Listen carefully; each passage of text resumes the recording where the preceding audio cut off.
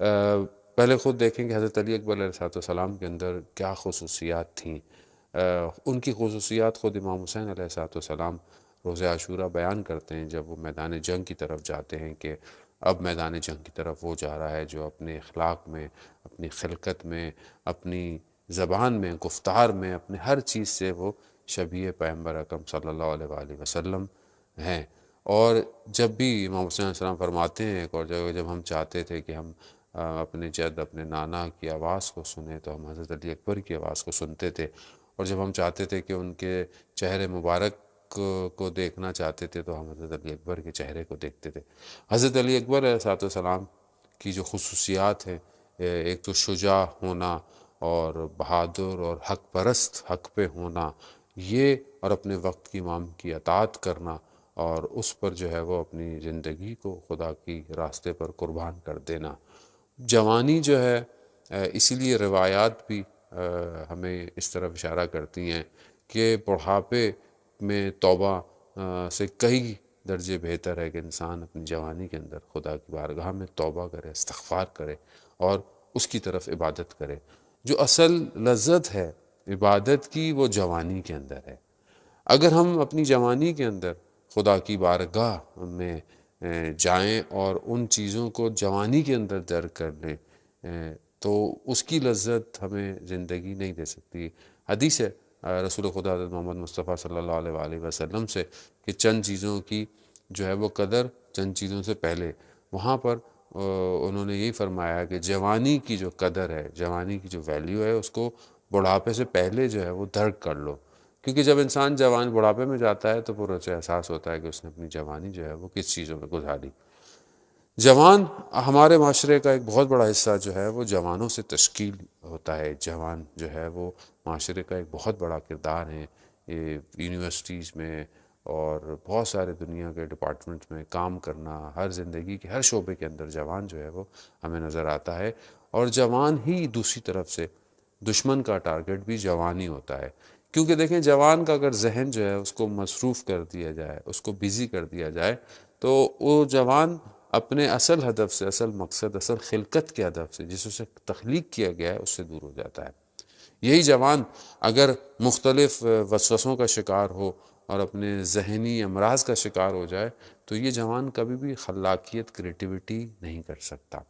تو ہم دیکھیں کہ یہ جو جوان ہے، اس جوان کا اپنے آپ سے رابطہ کیسا ہے۔ دیکھیں چند رابطے ہیں علماء کرام کتابوں کے اندر جوان کا بتاتے ہیں، اور مولا کائنات حضرت علی ابن ابی طالب علیہ السلام ارشاد فرماتے ہیں کہ جوان کا دل جو ہے وہ بالکل ایسے ہی ہے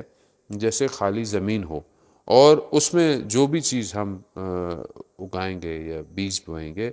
وہی جو ہے وہ اس میں سے نکلے گی۔ جوان کا دل بھی بالکل ایسی ہے کہ جو اس کے قلب کے اوپر ڈالا جائے، اب وہ ڈالا جا رہا ہے۔ انسان کیسے اپنے قلب میں چیزوں کو ڈالتا ہے؟ انسان یہ کے پاس جو کینلز ہیں، جو چینلز ہیں، جو اس کے اپنے وجود کے اندر جا رہے ہیں، اس کی آنکھیں ہیں، اس کے کان ہیں، اس کی زبان ہے، اس کی سوچیں ہیں، اس کے ہاتھ ہیں، جو وہ چیزیں انجام دیتا ہے وہی چیزیں جو ہے اس کے قلب کے اندر جو ہے وہ وارد ہو جاتی ہیں۔ اب ہم اپنے آپ کو کیا دے رہے ہیں تو وہی ہمارے قلب میں وارد ہو رہا ہے۔ اگر اچھی چیز کو ہم اپنے قلب میں ڈالیں گے تو ہم ایک اچھے پھل کی طرح، ایک اچھے ثمر کی طرح ہم جو ہے وہ اپنے آپ کو، معاشرے کو دے سکتے ہیں۔ وقت کے امام کو بھی جوان کی ضرورت ہے۔ جوان ہی وقت کے امام کی نصرت کے لیے جو ہے وہ آمادہ ہونا چاہیے، اور ریڈی بھی ہے اور ریڈی ہو بھی رہا ہے۔ پہلی چیز کہ جوان یہ دیکھے کہ اس کا اپنے آپ سے رابطہ کیسا ہے، پھر اس کا رابطہ سوسائٹی سے کیسا ہے، پھر اس کا رابطہ جو ہے وہ دوسرے جوانوں کے ساتھ کیسا ہے۔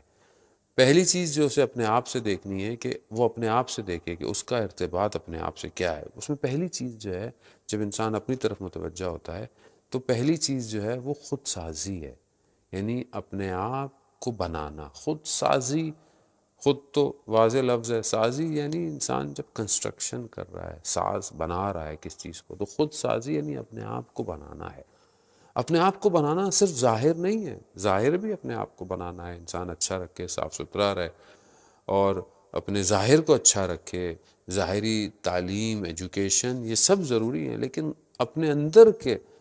وجود کو صحیح کرنا اصل میں کمال ہے۔ اپنے اندر کے قلب کو، اپنی روح کو، اپنی تفکر کو صاف رکھنا یہ کمال ہے۔ تو انسان کی جو ارزش اور اس کی قیمت بھی ہے وہ اس کے اپنے اندر سے ہے۔ جیسے مولا متقیان حضرت علی ابن ابی طالب ایک اور جگہ ارشاد فرماتے ہیں کہ مین از بیہائنڈ ہز ٹنگ، انسان جو ہے وہ اپنی زبان کے پیچھے چھپا ہوا ہے۔ اب جو پیچھے انسان ہے وہ ظاہر ہے انسان کے اپنے اندر کا وجود ہے، جب وہ گفتگو کرتا ہے تو وہ زبان سے جو ہے اس کے خیالات، اس کے ارادے، اس کی ہمتیں، اس کی پلاننگ، اس کی وہ کیا سوچتا ہے وہ اس کی زبان سے باہر آتے ہیں، اور وہی کچھ ہوتا ہے جو اس کے اپنے اندر ہوتا ہے۔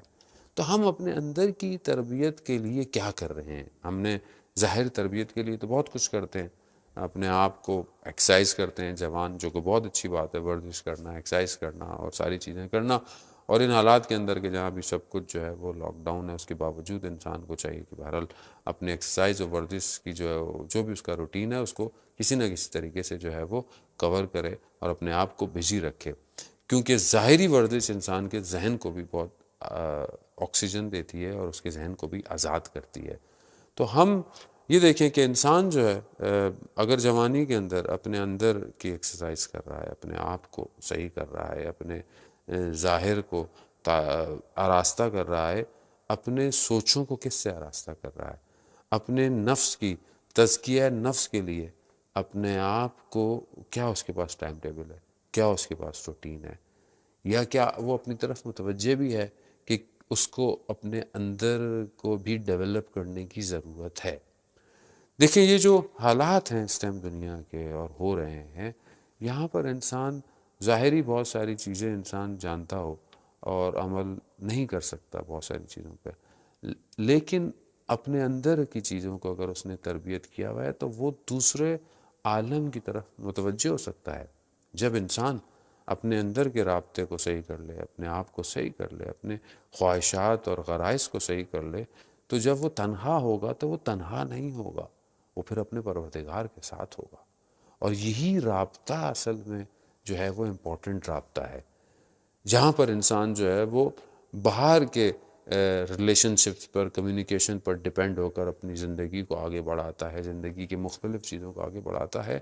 وہاں پر اصل اس کا رابطہ پروردگار کے ساتھ، اور وہ تبھی ڈیولپ ہوگا کہ جب وہ اپنی تربیت کرے، اپنے اندر کے غرائز کو، اپنی چیزوں کو جو ہے وہ دیکھے کہ اس کی خواہشات کیا ہیں، وہ کتنا جو ہے وہ اپنی خواہشات کی پیروی کرتا ہے، اور کتنا جو ہے وہ اپنے نفس کو کنٹرول کر کر جو ہے وہ اس کے اوپر پاؤں رکھ کر جو ہے وہ خدا کی طرف بڑھتا ہے۔ نفس انسان کا ظاہر ہے، انسان کو رنگ بھی اچھے لگتے ہیں، انسان کو چیزیں اچھی لگتی ہیں جو کہ فطرت ہے، نیچرل ہے، لیکن کیا ہر چیز اچھی ہے؟ کیا ہر چیز دیکھنا صحیح ہے؟ کیا ہر چیز کی طرف رجوع کرنا صحیح ہے؟ آقا جعفر مجتہدی کہ جو کہ بہت بڑے عالم دین تھے اور عارف تھے، وہ جب مدرسے میں پڑھا کرتے تھے تو کہتے تھے کہ میں اکثر مدرسے سے جب واپس جاتا تھا تو میں راستے میں لوگوں کی جو ہے وہ مدد کرتا تھا کہ یہ کار خیر ہے، نیک ہے۔ تو ایک بوڑھی سی خاتون تھی، انہوں نے مجھے کہا کہ سامان اٹھا کر مجھے گھر تک لے جائیں، تو میں ان کا سامان اٹھا کر کے جیسے میں ان کے گھر میں داخل ہوا تو کسی نے دروازہ بند کر دیا، میں نے دیکھا کہ اندر کچھ جو ہے وہ خواتین ہیں، اور جو مجھے کہہ رہی ہیں کیونکہ یہ بہت خوبصورت تھے اور ظاہر بھی ان کا بہت خوبصورت تھا جیسے کہ ان کا باطن تھا، کہا کہ تم وہی ہو جسے یوسف تبریز کہا جاتا ہے، کیونکہ تبریز سے ان کا تعلق تھا۔ تو ان کا ہاں، تو انہوں نے پھر ان کی طرف جو ہے وہ اپنی خواہشات کا اظہار کیا۔ انہوں نے دیکھا کہ سامنے مجھے سیڑھیاں نظر آ رہی ہیں، یہ اس پشت بام پر یعنی چھت پر دوڑتے ہوئے کافی اوپر تک گئے اور دیکھا کہ کوئی راستہ نہیں ہے سوائے اس کے کہ یہ اس اونچی عمارت سے نیچے کی طرف کود جائیں، چھلانگ لگا لیں۔ انہوں نے یہی کیا،